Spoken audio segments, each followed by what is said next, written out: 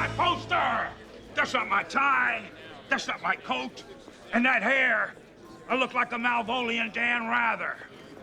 All right, now. Speak up. Who in the Sam Hill's Seems been like the messing with closer my we poster? get to the bullpen, the more familiar things get. Who turned me into a pretty boy here? I did. Mr. Olson?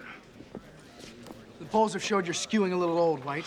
All right, so I had a talk with your campaign manager, and we decided to run this new poster. I like it. Yes, sir. But, Mr. Olson, I don't believe this. I'm just an old Memphis word stringer. And, that ain't me. It's a better you, all right? It's a younger you. When you jumped into this race, you were way ahead in the polls, and I want to keep you there. My paper has a lot on the line for you, White. Oh, my God. Oh, my God. Lois! Is that you, honey? It's me. I don't know how this could be. I don't care. I'm happier than a preacher in a month of Sundays. Where have you been? Honey, what happened to your hair? Oh, well, Miss Lane, James Olson. Hi. Hi. Mr. Olson is our new owner. The owner. Really? Yes, a whiz kid of the computer world. Decided to roll the dice on our rag. White talks about you all the time, Miss Lane. He said you disappeared in the Congo? The Congo. The gun running story. Oh, 3 years ago, right, I did. For a while, but... Lois, I must have sent an army of people over there looking for you, honey. What happened? What happened is... I'm fine, obviously. Thanks to my friend here, Mr. Wells. Hello. He runs a mission.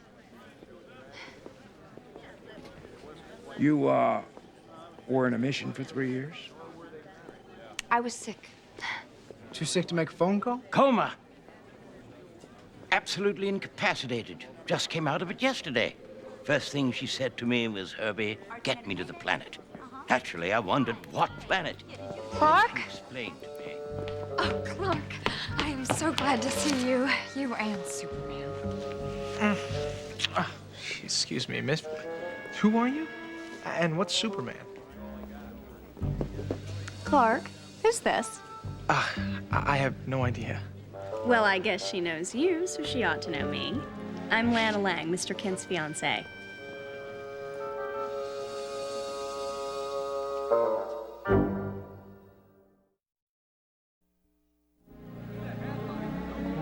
And you are...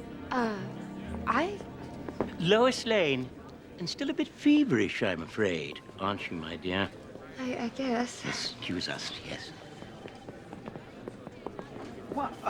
Come on, honey. I don't even know who that was. He doesn't know me.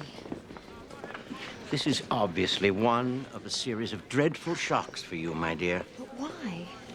The Lois Lane of this dimension must have died before Clark came to Metropolis. And there's no Superman. He didn't even know who that was. Oh, my.